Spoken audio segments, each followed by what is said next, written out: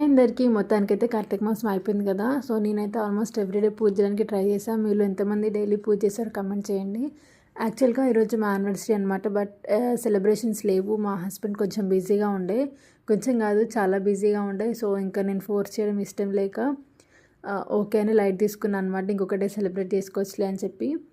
So I feel acceptance is love. ఎంత accept చేస్తే మనం కూడా అంత పీస్ఫుల్గా ఉండొచ్చు కదా. సో ఇంకా నేను లైట్ తీసేసుకొని నాకు కొంచెం వర్క్ ఉండే అనమాట. నెక్స్ట్ డే ప్రోగ్రామ్ ఉండే. సో ఆ వర్క్ పైన బయటకు వచ్చా. నేను ఇంటికి వచ్చాక చూడండి ధృవి ఎంత మంచిగా ఆడుకుంటున్నాడో. వాడు ఎంజాయ్ చేస్తూ ధృవ చేపట్టి మాకు సెలబ్రేషన్ పైన అసలు అటువైపు ఆలోచన వెళ్ళలేదు. He's keeping us very busy.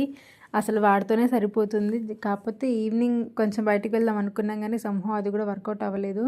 ఇంకా సర్లే నెక్స్ట్ డే చేసుకుందాం ఏదైనా సెలబ్రేషన్స్ ఇంకేదైనా ఉంటాయి అని చెప్పి. మేబీ 7 years అయింది కదా, అందుకే ఇంట్రెస్ట్ కూడా పోయిందేమో అనిపించింది. మీరైతే ఎలా